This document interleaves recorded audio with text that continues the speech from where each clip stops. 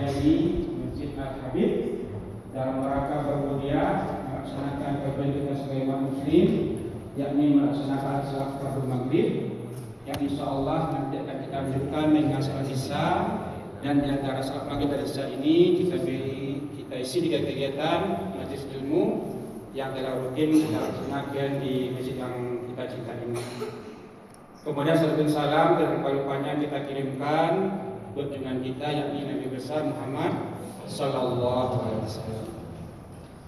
Yang kami hormati Bapak Ibu pengurus Masjid Al-Habib, yang kami hormati Bapak Ibu jamaah Masjid Al-Habib, seperti yang telah disampaikan oleh pembawa acara kita tadi, bahwasanya untuk kajian ilmu kita pada malam hari ini adalah tentang berhubungan dengan kesehatan.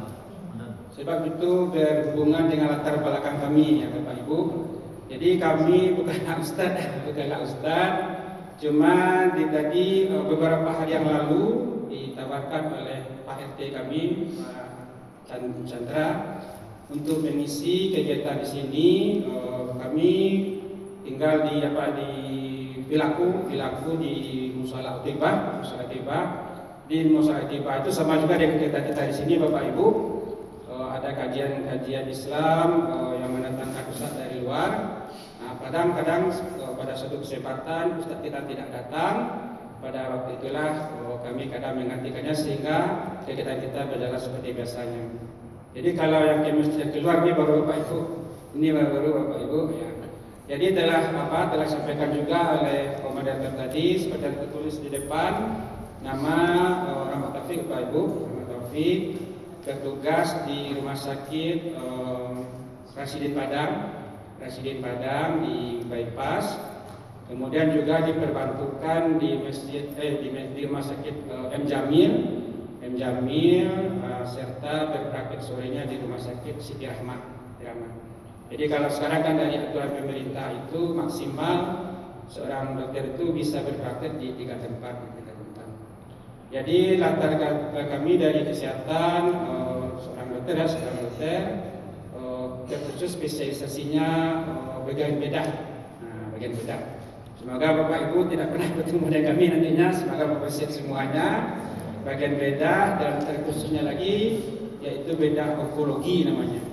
Jadi ONK di belakang itu konsultan onkologi. Onkologi itu kalau di bahasa kitanya, bahasa non medisnya itu menangani pasien-pasien kanker atau tumor. Jadi berharap kita Bapak Ibu semuanya, kalaupun kita akan bertemu Bapak Ibu, kita bertemu di Masjid Al-Habib saja insyaallah. Amin. Juga ditugaskan juga di luar itu menjadi staf pengajar di Fakultas Kedokteran UNAM. Jadi anak-anak didik kita yang sudah tak koas namanya, tak koas yang berpraktek di M Jamil itu diperbantukan juga kan bersama. Jadi itulah Bapak Ibu sekedar perkenalan kita bersama. Jadi juga telah sampaikan judul kita di depan Bapak Ibu ya, Bapak Ibu, yaitu kita akan mengkaji manfaat salat dari segi kesehatan. Sebenarnya kalau dari segi nilai ibadahnya, dari segi kewajiban kita sebagai umat muslim, tentu nanti dikaji oleh ustaz-ustaz kita yang lebih berkompeten, lebih berilmu di bidang ini. Jadi kalau kita ini dari sisi kesehatannya, Jadi Bapak Ibu sebenarnya salat kita ini Bapak Ibu, kalau seandainya kita lihat di jurnal-jurnal atau di buku-buku, sebenarnya yang mengakui kelebihan salat ini dari segi kesehatan bukan saja umat muslim atau umat orang Islam saja. Orang-orang peneliti non muslim pun Bapak Ibu juga dalam hatinya atau dari perlakuan dia melakukan penelitian pun mereka juga sudah mengakui bahwa sebenarnya salat ini sangat bermanfaat sekali untuk kesehatan kita. Jadi kalau seandainya kita share atau kita cari manfaat salat dari segi kesehatan, itu sangat banyak sekali kajian-kajian, sangat banyak sekali penelitian yang menyatakan bahwasanya salat itu memberikan manfaat yang sangat besar sekali dari sisi kesehatannya. Mungkin karena apa? mungkin karena waktu kita dibatasi waktu juga Bapak Ibu, di mana waktu kita sampai Isya, jadi kita ambil tidak beberapa buah saja, kita hanya beberapa manfaat saja. Semoga dengan adanya kita mengambil manfaat ini semakin membuat motivasi kita semakin besar, tidak saja dari sisi kita mengharapkan pahala dari Allah, tapi juga kita mengharapkan adanya kesehatan yang kita dapatkan dari sisi kesehatan yang kita melaksanakan secara rutinitas. Jadi kalau Bapak Ibu lihat di depan ya, lihat di depan di layar kita, kalau salah satu perintah salat itu kita lihat dari surat Al-Ankabut ya Bapak Ibu ya, surat Al-Ankabut ayat 5, sesungguhnya salat itu mencegah dari perbuatan keji dan munkar. Kemudian jika kita lihat di gambar di depan Bapak Ibu, ada beberapa manfaat ya, manfaat. Yang pertama itu bermanfaat untuk kesehatan jantung, untuk kita. Kemudian juga bermanfaat untuk sistem muskuloskeletal. Kalau muskuloskeletal ini artinya Bapak Ibu adalah sistem yang berhubungan dengan sendi dan otot-otot kita. Itu yang disebut dengan muskuloskeletal. Juga bermanfaat untuk kesehatan otak, bermanfaat untuk kesehatan mental, bermanfaat untuk pengendalian stres dan untuk kualitas hidup kita. Jadi ini mungkin yang bisa kita sampaikan Bapak Ibu, karena kita terbatas waktu juga. Tapi sebenarnya di luar ini sangat banyak sekali. Di luar ini sangat banyak sekali manfaat-manfaat yang kita dapat dari salat untuk kita lihat dari kajian kita dari sisi kesehatannya. Juga dapat kita lihat itu Bapak Ibu dari gambar ya, dari gambar orang lagi duduk ya, duduk salat. Itu yang di atas sekali itu adalah posisi otak kita, kemudian di tengah itu adalah posisi jantung kita Bapak Ibu. Kemudian itu nampak juga itu adalah gambar dari tulang belakang kita, gambar dari tulang belakang kita. Jadi kita lihat yang pertama ya Bapak Ibu ya, dari kesehatan jantung. Nah ini dia manfaat dari segi kesehatan jantung. Kalau jantung ini kalau kita dulu kita lihat dulu dari pelajaran kita waktu sekolah dulu, jantung ini mengurus dari sistem kardiovaskular namanya.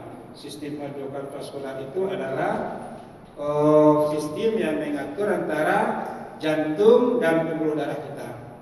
Jadi jantung kita Bapak Ibu ini berada di berada di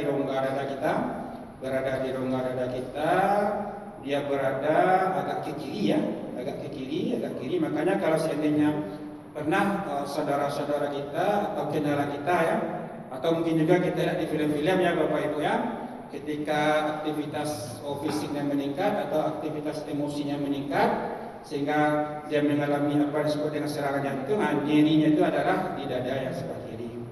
Jadi jantung ini fungsinya Bapak Ibu adalah dia memompakan darah kita untuk seluruh tubuh kita. Jadi tidak ada area di tubuh kita ini yang tidak terkena aliran darah itu. Di mana aliran darah itu yang darah bersih ya, yang darah bersih dialirkan oleh jantung kita, baik itu ke atas ke otak kita maupun ke bawah ke kaki kita, yang tujuannya adalah memberi makan untuk sel-sel yang berada di tubuh kita. Kemudian hasil dari pengolahan di sel-sel tadi, kalau mungkin bahasanya sudah darah kotor namanya, akan ditarik lagi oleh jantung, kemudian nanti dibongkarkan oleh paru-paru kita ke luar. Jadi antara paru-paru dan jantung itu dua adalah satu kesatuan yang utuh. Jadi kalau seandainya kita menghirup udara nih, udara Bapak Ibu, udara yang segar, yang diambil oleh paru-paru yang udara bersih tadi, kemudian dari paru-paru dialirkan ke jantung. Nah, di jantung nanti disebarkanlah udara bersih tadi ke seluruh tubuh kita. Dan itu sangat berguna sekali untuk kesehatan tubuh kita, untuk pertumbuhan dari sel-sel kita. Kemudian setelah itu dari yang telah diolah oleh tubuh kita, yang zat-zat saripati yang bagusnya diambil, kemudian zat yang racun tidak dibutuhkan lagi, dialirkan lagi ke jantung, kemudian dari jantung dialirkan ke paru-paru. Itu yang kita hembuskan keluar. Jadi begitulah selalu Bapak Ibu. Begitulah yang terjadi 24 jam tiada henti, dan tidur pun kita Bapak Ibu tidak sadar pun kita Bapak Ibu itu selalu berjalan. Nah, itulah salah satu juga bagaimana kita sangat merasa kagum dengan ciptaan Allah. Semoga dengan tahunya kita dengan mekanisme kerja di jantung itu semakin menambah keyakinan kita pada Allah, bahwasanya kita ini adalah insan yang lemah yang merupakan ciptaan dari Yang Maha Kuasa. Kembali kita ke apa tadi? Kembali kita ke manfaat salat ini. Yang pertama itu adalah memperlancar sirkulasi darah. Ini dapat kita lihat ya. Memperlancar sirkulasi darah. Sirkulasi darah ini adalah aliran darah kita. Jadi pada waktu kita salat, Bapak Ibu, kan ada beberapa gerakan kita itu. Ada beberapa gerakan kita. Kalau kita bagi secara garis besar, ada 3 kalau berhubungan dengan jantung dengan otak. Pada waktu kita berdiri, Bapak Ibu, posisi jantung kita ini berada di bawah otak kita pada waktu kita berdiri. Kemudian pada waktu kita ruku, posisi jantung kita itu sejajar dengan otak kita. Kemudian pada waktu kita sujud, posisi otak kita justru berada di bawah dari jantung kita. Itu kalau kita lihat dari sisi aliran darah berhubungan dengan salat tadi. Apa makna yang kita lihat di sini? Bahwasanya otak ini untuk bekerjanya Bapak Ibu, untuk bisa beraktivitasnya Bapak Ibu, tentu dia butuh makanan juga. Dan makanan ini berasal dari darah yang dialurkan oleh si jantung tadi. Apa jadinya? Kenapa antara jantung dan otak ini sangat penting sekali? Karena otak ini adalah pusat dari segala aktivitas kita. Tidak ada aktivitas di tubuh kita yang terluput dari kerja atau dari perintah otak tadi. Dan otak ini berada posisinya sehari-hari ya, sehari-hari kita yang termasuk kepada makhluk yang bertulang belakang, di mana otak ini posisinya berada di atas dari jantung kita. Artinya apa? Artinya ketika kita berdiri, jantung itu memompakan darah ke otak agak sedikit lebih bertenaga. Karena apa? Karena posisi dari jantung yang ke otak ini tadi berbeda dengan gravitasi bumi. Jadi dia menentang gravitasi bumi ketika jantung mengalirkan darah ke otak pada waktu kita berdiri. Apatah lagi kalau seandainya di aliran darah kita itu sudah ada penyakit-penyakit tertentu yang menyebabkan aliran darah itu menjadi lemah, atau bisa juga pembuluh darah otaknya jadi menjadi sempit karena penyakit-penyakit tertentu. Nah, tentu jantung itu bekerja. Jadi kalau seandainya kita selalu dalam keadaan dalam keadaan berdiri, selalu dalam berdiri 24 jam tanpa sekalipun posisi otak kita sejajar dengan jantung atau lebih rendah jantung, maka kita bayangkan betapa beratnya kerja si jantung tadi. Nah, makanya diberilah dalam secara prodik diberikanlah dengan gerakan-gerakan salat tadi, 5 kali sehari yang wajib. Kemudian di luar itu ada lagi sunat-sunat kita lakukan, sehingga pada waktu otak kita sejajar dengan jantung, maka kerja jantung itu akan sedikit tidak sebesar yang kalau kita berdiri. Apatah lagi kalau seandainya kita dalam keadaan sujud. Dalam keadaan sujud, maka aliran darah itu sangat besar sekali ke dalam otak kita. Jadi itu yang disebut dengan memperlancar sirkulasi darah kita. Apalagi kalau seandainya, mohon maaf, Bapak Ibu yang ada misalnya sudah terkena penyakit kolesterol misalnya, atau penyakit gula darah misalnya, atau penyakit tekanan darah tinggi, di mana kalau seandainya kita sudah lama Bapak Ibu terkena penyakit kolesterol atau gula darah, maka si kolesterol itu dia akan menempel di dinding-dinding pembuluh darah kita. Dia akan menempel. Dapat Bapak Ibu bayangkan, kita logikakan seperti selang air di rumah kita. Selang air kita itu kalau baru kan bagus besar lubangnya Bapak Ibu. Tapi kalau sudah lama dipakai, karena ada kotoran-kotoran yang lewat di situ, karena ada minyak-minyak lewat di situ, sehingga dia kotoran lemak tadi dia menempel di dinding dari si selang air tadi. Dan semakin lama itu terjadi, dia tentu makin lama makin menyempit. Nah, begitu juga lah yang terjadi di pembuluh darah kita. Kalau seandainya kolesterol kita tinggi atau gula darah kita tinggi dalam jangka waktu yang cukup lama dan tanpa ada pengobatan di situ, maka dia akan menempel di dinding pembuluh darah kita.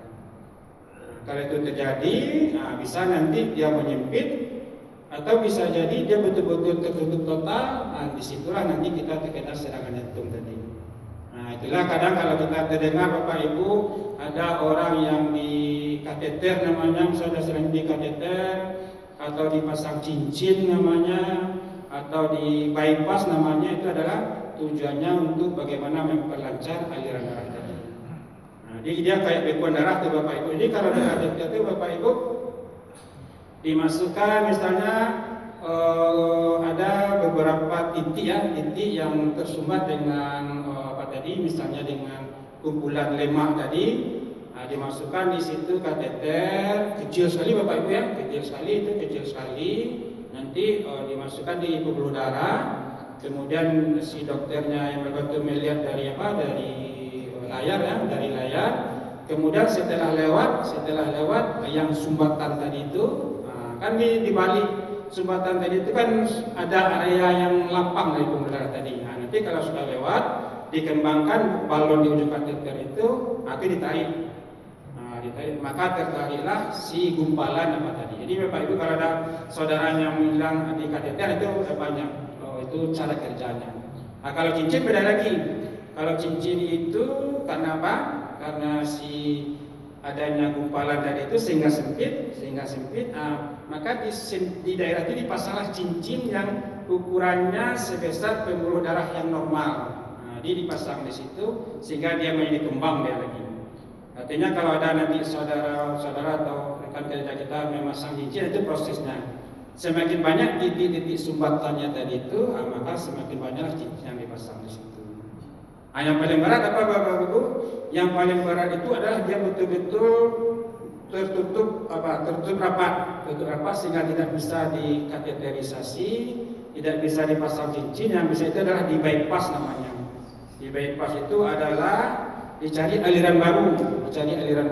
Jadi dicari pembuluh darah yang bisa kita ambil, kemudian dipindahkan ke situ. Jadi bypass, kita jalan bypass, diambil jalan baru. Itu adalah yang paling berat tuh penanganannya. Nah, itu adalah tambah ilmu ya kalau ada informasi kita.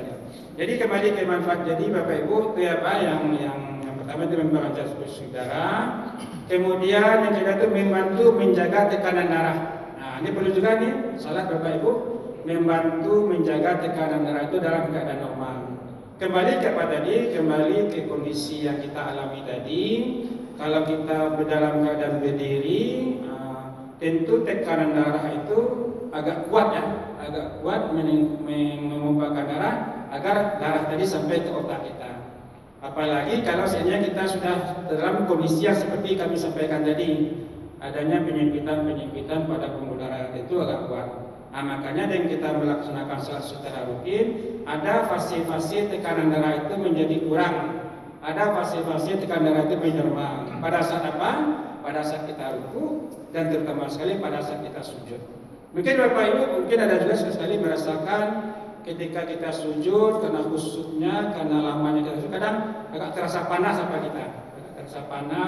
terasa segar kepala kita. Itu karena aliran darah itu maksimal ke kepala kita.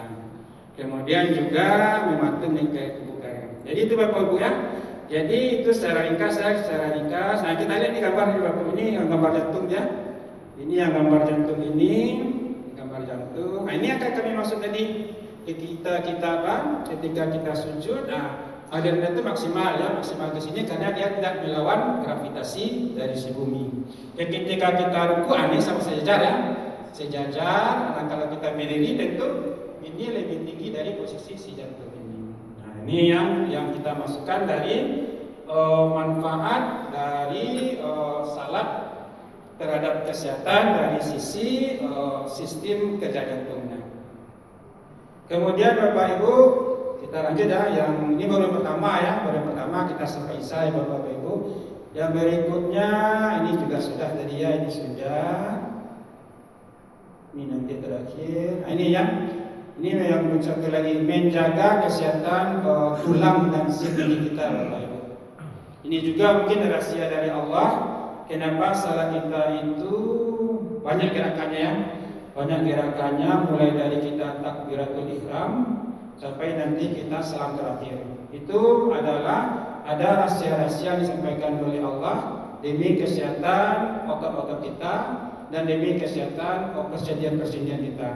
Apalagi ya Bapak Ibu ya, usia-usia Bapak Ibu kita di sini yang usia-usia sudah purna bakti ya, sudah purna bakti, di mana kekakuan ototnya sudah mulai terjadi, kemudian pengapuran pada tulangnya juga sudah mulai terjadi, kemudian fleksibilitas sendinya sudah mulai menurun. Nah, ini adalah dalam tanda kutip gerakan-gerakan senam yang diberikan Allah secara gratis kepada kita demi kesehatan otot dan sendi kita.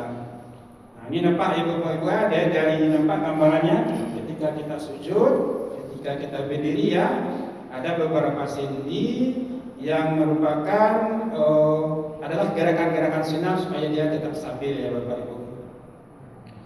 Ini Bapak Ibu, kita kembali ya. Nah ini, jadi Bapak Ibu sebenarnya dari jumlah rakaat yang kita laksanakan juga itu juga sudah diteliti oleh orang. Kenapa salat subuh itu dilakukan 2 rakaat? Kenapa salat zuhur itu 4 rakaat? Ini juga sudah diteliti juga, dan ternyata sesuai sekali dengan manfaat dari untuk kegiatan dari kegunaan itu sendi dan otot tadi. Jadi Bapak Ibu, kalau seandainya kita malam mungkin Bapak Ibu itu sekitar jam 10 atau jam 10 ya, jam 10, kemudian bangun jam 4 dengan posisi yang tidak banyak berubah ya Bapak Ibu, tidak banyak berubah. Nah, itu timbul kapan? Timbul sudah mulai ketegangan atau kekakuan pada otot-otot kita. Sudah mulai timbul kekakuan atau ketegangan pada sendi-sendi kita, Makanya pada waktu kita tidur, pas kita bangun itu kadang agak sedikit rasa nyeri ya Bapak Ibu, agak sedikit rasa nyeri atau ada sedikit rasa kaku ya, ada rasa kaku, itu menandakan bahwasanya tubuh kita itu sudah butuh direlaksasi dengan kondisi tersebut. Artinya kondisi itu perlu kita rubah. Kenapa harus kita bingung-bingung dengan senam yang macam-macam, padahal Allah sudah menyediakan senam yang gratis yang kita lakukan, yang itu ada nilai ibadahnya.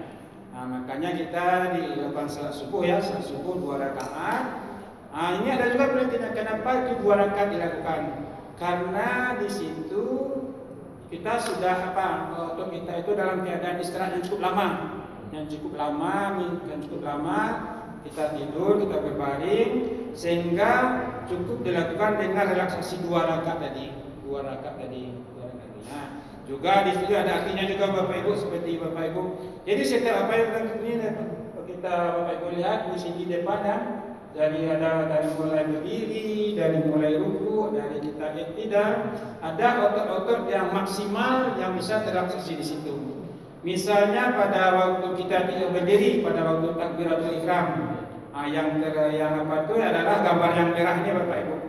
Itu adalah relaksasi yang bisa diberikan pada otot kita. Jadi pada waktu kita berdiri dalam keadaan lurus itu, hampir seluruh otot-otot kita itu bisa terelaksasi dengan gerakan tersebut.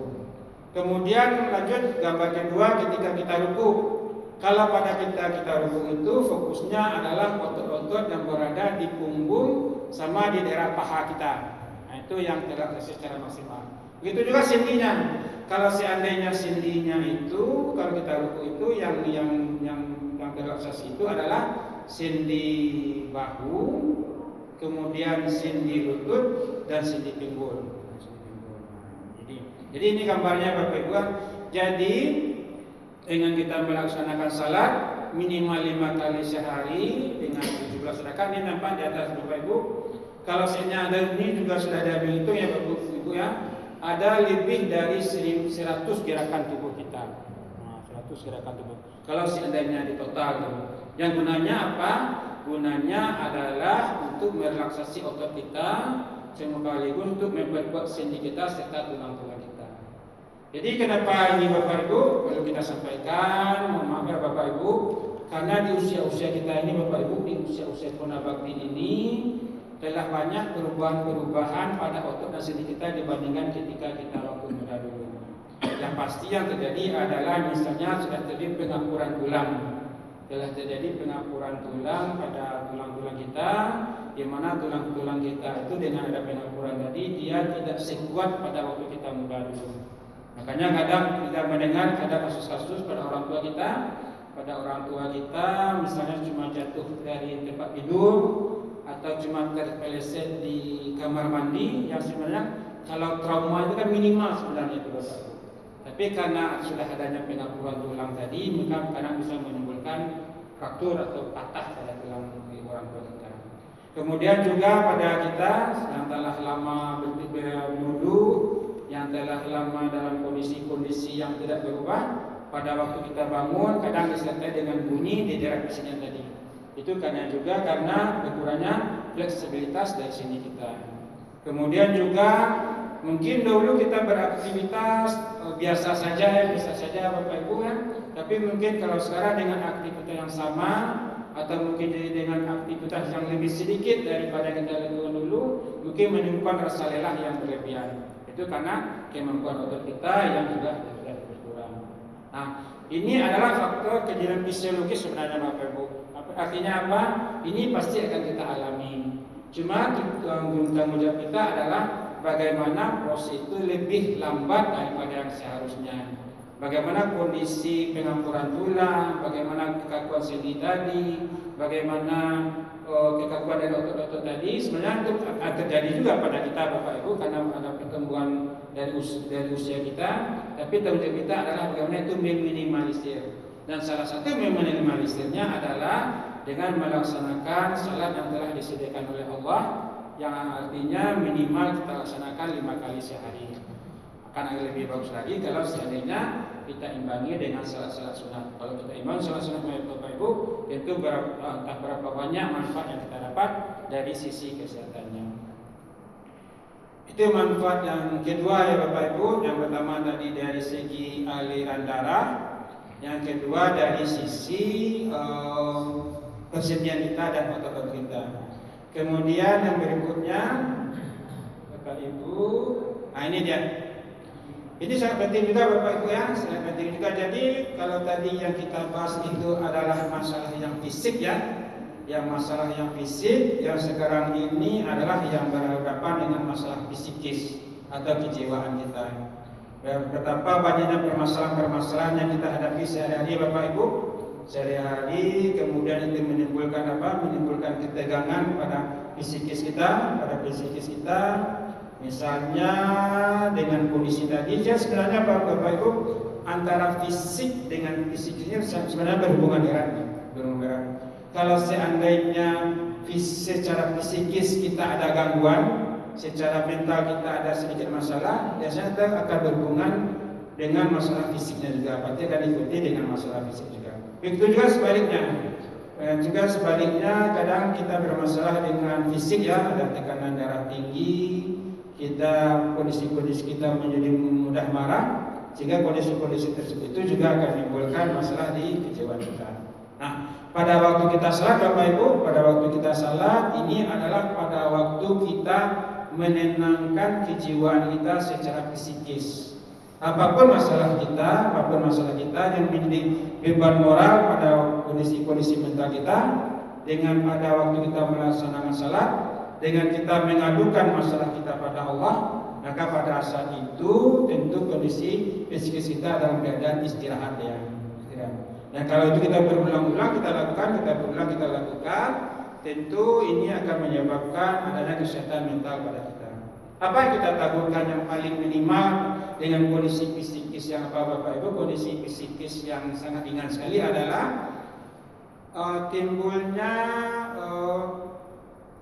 masalah di ingatan kita, timbul seperti gambar situ.